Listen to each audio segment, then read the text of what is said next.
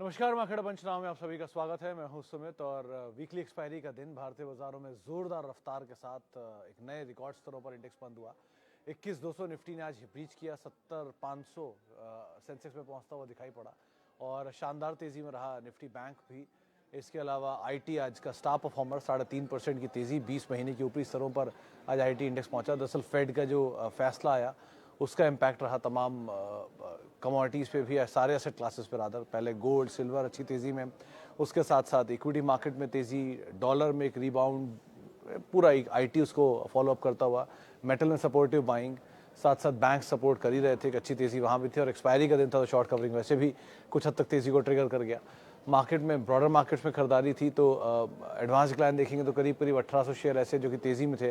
1000 शेयरों के आसपास की बिकवाली आज देखने को मिल रही थी, लेकिन मेजरली खरीदारी ही आज मार्केट्स में अक्रॉस द बोर्ड थी। कैश मार्केट शेयर तेज़ी में थे, पीएसयूज़ में ज़ोरदार खरीदारी थी, रेलवे स्पेशली बढ़िया तेज़ी के साथ ट्रेड कर रहा था, डबल डिजिट तक के गेन रेलवे स्टॉक्स में आते हुए दिखाई पड़ रहे थे। इसके अलावा आज थोड़ा सा ब्रीदर पावर शेयरों ने लिया, पीएसयू के सेलेक्टिव स्टॉक्स ने लिया, लेकिन आईटी आज क्रॉस द बोर्ड, चाहे आप लार्ज कैप में TCS, Infosys, Wipro, HCL Tech देख लें या मिड कैप में तमाम आईटी देख लें। अदानी समूह आज फुल बैक वहाँ पर आता हुआ दिखाई पड़ा 2-3 दिन की बिकवाली के बाद। अच्छी खरीदारी वहाँ पर भी थी। लार्ज कैप में रिलायंस इंडस्ट्रीज पार्टिसिपेट कर रहा था, एचडीएफसी बैंक पार्टिसिपेट कर रहा था, आईटीसी पार्टिसिपेट कर रहा था and TCS Infosys obviously participate करता हुआ दिखाई पड़ ही रहा था। तो शानदार तेजी बाजार में 4 लाख करोड़ की एडिशनल मार्केट कैप सेंसेक्स के अंदर ऐड होते हुए दिखाई पड़ी। मेजरली सभी के सभी इंडस्ट्रीज अपने नए रिकॉर्ड्स पर बंद होते हुए दिखाई पड़े। पीएसयू बैंक 1% के आसपास की तेजी में रहा, आईटी इंडेक्स में सबसे ज़्यादा बढ़त थी। इसके अलावा बाकी इंडस्ट्रीज की बात करें तो ऑटो या फार्मा, एफएमसीजी कुछ हद तक सेलेक्टिव थे। थोड़ी प्रॉफिट टेकिंग आज थी सेलेक्टिव पीएसयूज़ के अंदर, और बाइंग थी एनबीएफसी स्पेस में से Bajaj finance, Mahindra and Mahindra financial, इस तरह की जितनी भी एनबीएफसी थी वो भी खरीदारी में कामकाज कर रही थी। सो अच्छा दिन, जबकि पहली बार निफ्टी 21,200 के पार होकर बंद होता हुआ दिखाई पड़ा एक समय को, फिर वापस एडजस्टमेंट के बाद 21,182 आ गया। प्राइमरी मार्केट में दोनों आईपीओ खुले हुए हैं, तीसरा आईपीओ आज से खुल गया। सो डोम स्ट्रॉन्ग सब्सक्रिप्शन है, 7, 8, 9 गुना तक सब्सक्राइब हो चुका है वो, और दूसरा वाला भी करीब करीब 2-2.5 गुना सब्सक्राइब हो चुका है। इवन इसका आइनॉक्स भी खुलते के साथ ही 1-1.25 गुना ये भी सब्सक्राइब हो चुका है। तो बढ़िया market across the board, length bread यानी कि सेकेंडरी प्राइमरी दोनों में अच्छा मोमेंटम बना हुआ है। इंफ्रा, एनर्जी, मेटल, ऑटो सब तेज़ी के साथ कामकाज करते हुए दिखाई पड़ रहा है। सवाल जवाब का सिलसिला शुरू कर लेते हैं और बातचीत कर लेते हैं। अच्छा, एक आज इंश्योरेंस स्पेस में थोड़ी सी बिकवाली थी, न्यूज़ फ्लोज के बीच में थोड़ा प्रेशर बनता हुआ दिखाई पड़ा, लेकिन अदरवाइज कोई ऐसा बड़ा डैमेज नहीं था वहाँ पर भी। ओके, सवाल जवाब का सिलसिला शुरू कर लेते हैं। पीआई इंडस्ट्री में पहला सवाल, तो धवन साहब आज भी एक डाउनग्रेड आया था जिसके बाद वो शेयर टूटा 2.5%, 3% के आसपास, लगातार तीसरा दिन, जबकि बिकवाली थी, पहला 10%, दूसरा 3%, आज 3%। सो देखिए, सिंगल प्रोडक्ट के ऊपर कंपनी की डिमांड नहीं निर्भर करती, ये बात खुद मैनेजमेंट बोल के गए हैं। गाइडेंस के अंदर उन्होंने कोई कटौती नहीं की है, जो अपनी पुरानी गाइडेंस है उसको स्टिक कर रहे हैं। नई कंपनी के आने पे या कंपटीशन बढ़ने पे उन्होंने बोला कि कोई खास असर अभी तो नहीं है इस साल में, एटलीस्ट जो पुरानी गाइडेंस उसको मीट कर रहे हैं। सो अगर आप लॉन्ग टर्म इन्वेस्टर हो, आपके पास पोजीशन है, आप नियर टर्म में पीआई को ही चुनना चाह रहे थे, तो आपके पास ऑप्शन है एक्यूमुलेट करने का। स्लोली एंड स्टेडली आप एक्यूमुलेट कर सकते हो कि बेजरली जिसके भी टारगेट्स कट भी आए हैं उन्होंने भी कोई बहुत बड़ा स्टीप टारगेट कट नहीं लिया इसके अंदर। सो अगर आप समय दे सकते हो, लॉन्ग टर्म का व्यू रखते हो, तो एक अच्छा विकल्प है, आप जा सकते हो। एग्रोकेमिकल की अच्छी कंपनी है, लेकिन अगर आप नियर टर्म पोजीशन हो तो, क्योंकि एक्सपायरी अगले हफ्ते है और एफएनडो का स्टॉक है, सो शॉर्ट कवरिंग कैंडिडेट के तौर पर भी एक बार को दिखाई पड़ सकता है, डिपेंडिंग कि किस तरह की पोजीशनिंग यहाँ पर पहले होकर रखी है, वो मुझे देखना पड़ेगा फ्यूचर्स में। लेकिन वो एक पार्ट को आप मिस कर सकते हो, लेकिन हाँ, लॉन्ग टर्म इन्वेस्टर है तो आप ज़रूर आराम से एक्यूमुलेट कर सकते हैं यहाँ पर।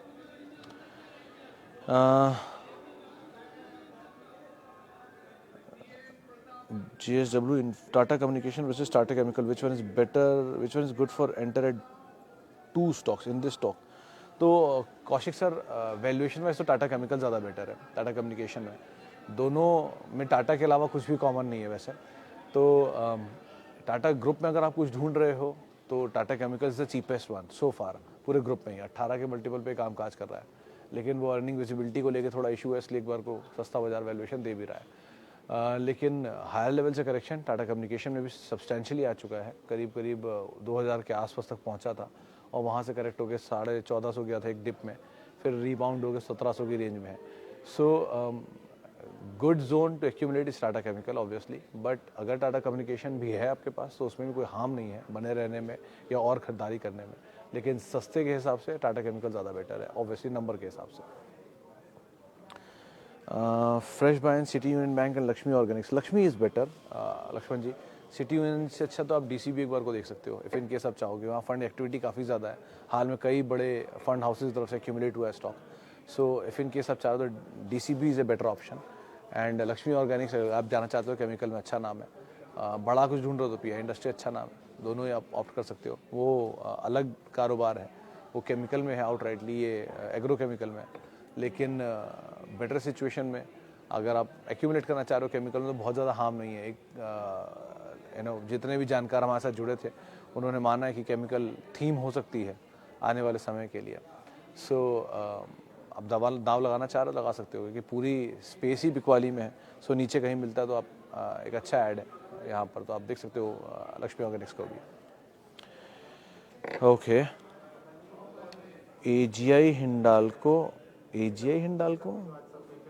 Datamatics, Tata power, Adani power, should I average at this level.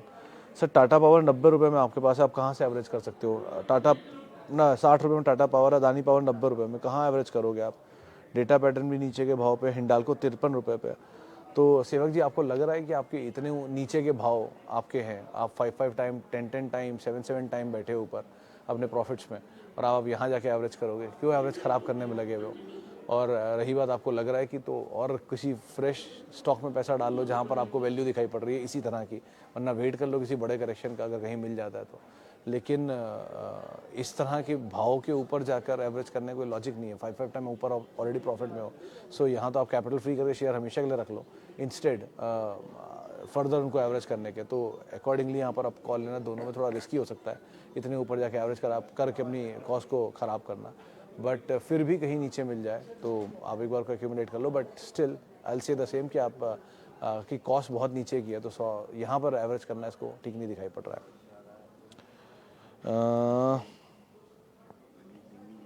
सोना BLW तो द्विवेदी सर 1 जनवरी में ऑटो का मीट है, मतलब गुजरात में कुछ कॉन्ट्रीब्यूट वहाँ पर बातचीत है कि शायद टेस्ला इंडिया में बड़े टाइप कर सकता है, ऐसी खबरें हैं मार्केट में. तो अगर ऐसे टाइप्स आते हैं तो बड़ा जो बेनिफिशियरी रहेगा वो सोना BLW रहेगा. वैसे भी ये 48,000 करोड़ रुपए के आसपास की मार्केट कैप पे कामकाज कर रहा है, जो कि जो पूरा ऑटो ग्रुप है उसमें सबसे कम मार्केट कैप पे ये स्टॉक अभी ट्रेड कर रहा है. सो ऑलरेडी बहुत समय से एक रेंज में है, ओवरहैंग भी खत्म हो रहा है स्लोली एंड स्टेडली. सो अगर आप चाहो तो आप बने रहो. 1 2 लोअर लेवल पे ऐड भी कर सकते हो. 3 आप वेट कर लो, जनवरी में अगर कुछ टाइप आते हैं टेस्ला की तरफ से या कुछ भी एक्सपेंशन होता है तो ये एक नाम हो सकता है. और ये बाज़ार में बस बहुत स्ट्रॉन्ग भी है कि जो ईवी स्पेस है उसमें कई टाइप्स हो सकते हैं गोइंग फॉरवर्ड इंडिया में, तो ये प्रोमिनेंट नाम हो सकता है एक बार को. तो आप चाहो तो देख सकते हो सोना BLW को. फिलहाल आप बने रहो, हो सकता है यहाँ पे अच्छा पैसा बनता हुआ दिखाई पड़े. होल्डिंग HDFC लाइफ 670 रुपये for long term, planning to sell now और should I hold, also having Aurum Proptech in profits. तो सर औरम प्रॉपटेक के लिए तो वैभव से बोलूँगा प्रॉफिट है तो आप थोड़ा थोड़ा निकाल लो, कैपिटल तो एटलीस्ट निकाल लो. और रही बात HDFC लाइफ की भी 670 रुपये का भी खरीदारी है, 700 के करीब ही पहुँच गया था कल. आज न्यूज़ फ्लो आया तो थोड़ा नीचे आ गया, लेकिन ये बहुत लंबे समय से कंसोलिडेशन की बात चला है और लॉन्ग टर्म के लिए लिया है. तो खरीदारी तो वैसे आपकी ऊपर के लेवल की है ऑब्वियसली. आपको अगर इतना डर है तो आप थोड़ा सा कैपिटल निकाल सकते हो, लेकिन अदरवाइज में रिस्क इतना ज़्यादा नहीं जितना औरम प्रॉपटेक में है आपके. So better is HDFC life को तो आप होल्ड कर सकते हो. वैल्यूएशन वाइड पार्ट महंगा है इसका, लेकिन ये प्राइवेट प्लेयर में बहुत ही स्ट्रॉन्ग प्लेयर है. मतलब जहाँ पर LIC का मार्केट शेयर अगर कोई कंपनी खा रही है तो फिर HDFC लाइफ ही है जो कि कंटिन्यूस इनके मार्केट शेयर को एरोड कर रही है. सो वैल्यूएशन पार्ट ज़रूर महंगा है स्टॉक का, लेकिन कंपनी इन टोटल बेटर है और ग्रुप में भी वापस अब रिवाइवल शुरू हो रहा है. तो यहाँ पर एक बार को आप होल्ड कर सकते हो, बट औरम में अगेन थोड़ा थोड़ा पैसा निकाल लेना. PI industry versus Sumitomo, obviously PI industry, क्योंकि भाव बेटर है ना. एकदम से आपको नीचे मिल रहा है, मल्टीपल प्रोडक्ट्स है, मैनेजमेंट खुद आए क्लैरिफाई कर रहा है, पहले दिन ही आके उसने क्लैरिफाई कर दिया. बाजार रिएक्ट जैसा मर्जी कर रहा है, लेकिन मैनेजमेंट ने खुद आपको कमेंट्री में ये बात बोल दिया कि, और ऐसा भी नहीं है कि कहीं एक ऐसी जगह पे बोल दिया सुना ना हो, एक डिस्क्लेमर के तौर पर उन्होंने एक्सचेंज पे डाला भी उसको. सो जब मैनेजमेंट खुद बोल रहा है कि हमें बहुत ज़्यादा डैमेज नहीं होगा, 1 टू सिंगल प्रोडक्ट बेस्ड नहीं है, अपनी गाइडेंस को हम स्टिक करते हैं, तो बहुत ज़्यादा डैमेज शायद ना हो आने वाले समय में। इसलिए इफ़ इन केस आप चाहो तो बने रह सकते हो, और लेना चाहो तो पीआई इंडस्ट्रीज है बेटर बेट कंपेरेटिवली सुमितोमो से। You have HCL at 340 at 482, तो 5 गुना ऑलरेडी हो चुका है Ashish ji. Better is you can at least take your capital out anyhow. मतलब HCL इतना ही बढ़िया तेज़ी दिखा चुका है, बोनस भी आ चुका है, और बोनस के बाद भी शेयर इतना चल चुका है। सो एक ही चीज़ बोलूँगा कि आप कैपिटल निकालो पहली प्रायोरिटी में यहाँ से, और उसके बाद जो फ्री का शेयर है, मेरे ख्याल से 142 शेयर निकालते हैं, आपके बचे हुए 300 शेयर फ्री के हो जाएंगे। सो वो निकाल लो, और उसके बाद अपनी 300 शेयरों के साथ आप हमेशा के लिए बने रहो। लेकिन अभी के लिए तो यही राय है कि इतनी बड़ी तेज़ी इतने कम समय में आई है, तो थोड़ा कैपिटल निकाल लेना ज़्यादा लॉजिकल है। Can you please tell me some share for long term dividend? Long term dividend के लिए हमेशा PSUs रहते हैं शर्मा सर, कोई भी PSU को आप ऑप्ट कर लो, NMDC, Nalco, BPCL, HPCL, even SAIL to an extent, ये है मतलब PSUs में। प्राइवेट में जाओगे तो ओरेकल, प्राइवेट में जाओगे तो अच्छे डिविडेंड पेइंग है जिनके। BSC का था एक टाइम पे, यील्ड भाग गया, अब तो गुडियर भी देता था, पता नहीं अब नहीं दे रहा शायद। So IT companies, all IT companies जिन पे कैश है, एंड ऑल PSUs जिनकी होल्डिंग गवर्नमेंट की है, ये सब हमेशा डिविडेंड देंगे आपको, क्योंकि एक तरफ गवर्नमेंट को पैसा चाहिए तो वो लेंगे, दूसरी तरफ IT में पैसा है तो क्या करें, या तो बायबैक करेंगे, एक्वायर करेंगे किसी को, या फिर डिविडेंड देंगे। यही 3 चॉइसेस हैं उनके पास। सो ये इसलिए यहाँ पर ज़्यादा बेटर सिचुएशन है, आप इन दोनों में से कोई भी एक ऑप्ट कर सकते हो अकॉर्डिंगली। LIC का IPO लिया था, अभी तक होल्ड किया हुआ है, अब क्या करूँ? तो हैप्पी जी अभी तो होल्ड ही करो, क्योंकि आपके भाव तो अब तक नहीं आए हैं। 800 रुपये प्लस पहुँच गया LIC, बट स्टिल आपके भाव से तो बहुत ही नीचे है। 960 रुपये शायद इसका दाम था, और फिर डिस्काउंट था 60-70 रुपये के आसपास, वो देखना पड़ेगा। लेकिन अभी भी खरीदारी इशू प्राइस के नीचे ऊपर नहीं आई है। सो मूव तो हो रहा है, और क्योंकि ये वही वजह से चल रहा है जिस वजह से बाकी MMTC, STC एंड ऑल चले थे, कि इक्विटी फ्लोट इतना छोटा कर दिया है बाजार में कि ईजिली मूव हो रहे हैं। सो अभी आप आराम से होल्ड करो, ये तेज़ी शायद कंटिन्यू करनी चाहिए। बाकी wait and watch is the better option. Numbers आएंगे, बाजार की तेज़ी है, उसका फ़ायदा उठाना आगे चल के। लेकिन अभी के लिए तो बने रहो एटलीस्ट, अब भाव तो आने दो पहले।